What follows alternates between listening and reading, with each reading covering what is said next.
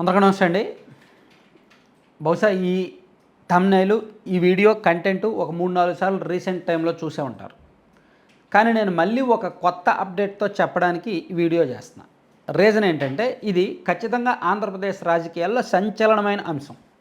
ఎక్స్‌క్లూజివ్‌గా నేనే ఇన్ని సార్లు ఎందుకు చెప్తున్నానంటే ఒక పకడ్బందీ సమాచారాన్ని తీసుకొని ఇంటర్నల్‌గా జరుగుతున్న వ్యవహారాన్ని చెప్పాలి అనే ఉద్దేశంతో.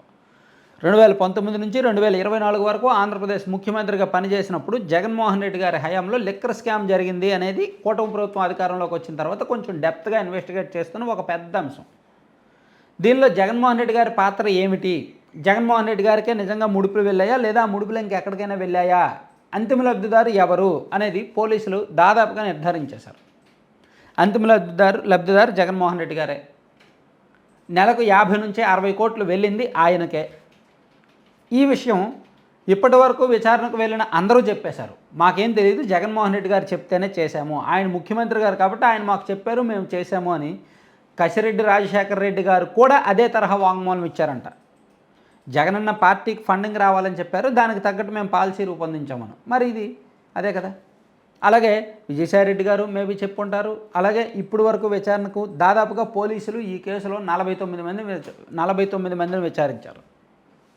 వారిలో కొంతమంది సాక్షులుగా ఉన్నారు, కొంతమంది నిందితులుగా ఉన్నారు. సో ఈ కేసులో జగన్మోహన్ రెడ్డి గారి అరెస్టు ప్రక్రియ సంచలనం అండ్ మేబీ అతి త్వరలోనే జరిగే అవకాశాలు కూడా కనిపిస్తున్నాయి. ఒక రకంగా కౌంట్ డౌన్ అనుకోవచ్చు. ఎందుకంటే ఈ కేసు ఒక 6 దశలు ఉంటే, పోలీసులు ఛేదించాల్సిన 6 దశలు ఉంటే 5 దశలు కంప్లీట్ అయిపోయాయి. అత్యంత కీలకంగా ఉన్న కేశిరెడ్డి రాజశేఖర రెడ్డి గారు, జగన్మోహన్ రెడ్డి గారి తరపున అన్ని డీల్ చేసింది అతనే. జగన్మోహన్ రెడ్డి గారికి అత్యంత సన్నిహితుడు అతనే. అతని ద్వారానే జగన్మోహన్ రెడ్డి గారికి వెళ్ళింది అనేది పోలీసులు చెప్తున్న అంశం. సో ఇప్పుడు కేశిరెడ్డి కూడా నోరు విప్పారు కాబట్టి, కేశిరెడ్డితో పాటు సహచరులుగా ఉన్న చాణక్య అండ్ ఇంకొంతమంది కూడా నోరు విప్పారు కాబట్టి, వాళ్ళు ఇచ్చిన సమాచారం, వాళ్ళు ఇచ్చిన వాంగ్మూలం ఆధారంగా, ఇంతకుముందు ఫస్ట్ అరెస్ట్ అయిన వాసుదేవరెడ్డి గారు ఇచ్చిన వాంగ్మూలం ఆధారంగా, ఇంకా ఈ కేసులో 49 మంది వివిధ సందర్భాల్లో ఇచ్చిన వాంగ్మూలాల ఆధారంగా అంతిమ లబ్ధిదారు ఎవరు అనేది నిర్ధారించుకొని, వాళ్ళు చెప్పిన వాంగ్మూలం, దానికి తగిన సాక్ష్యాలు, దానికి తగిన ఆధారాలు ఇవన్నీ కూడా రెడీ చేసుకొని జగన్మోహన్ రెడ్డి గారిని అరెస్ట్ చేయడానికి ఒక పకడ్బందీ ప్లాన్ వేస్తున్నారు. అంటే ఎక్కడ పొరపాటు జరగకూడదు. అరెస్ట్ చేశారంటే పకడ్బందీగా ఆధారాలు చూపించాలి కోర్టులకి, ప్లస్ ప్రజలకు కూడా కన్విన్స్ చేసుకోవాలి. ఎందుకంటే జగన్మోహన్ రెడ్డి గారి మీద పొరపాటున అరెస్ట్ చేయడానికి వెళ్తే వాళ్ళు ఇమీడియట్గా వాడే మాట, చంద్రబాబు నాయుడు గారు తప్పు చేశారు కాబట్టి జగన్మోహన్ రెడ్డి గారు అధికారంలో ఉన్నప్పుడు చట్టం దాని పని చేసుకుపోయి ఆయన అరెస్ట్ చేయాల్సి వచ్చింది, అరెస్ట్ చేశారు.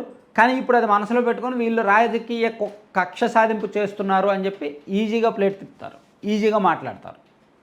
సో రాజకీయ కక్ష సాధింపు అనేది ఖచ్చితంగా వాడతారు జగన్మోహన్ రెడ్డి గారు అరెస్ట్ జరిగిన వెంటనే.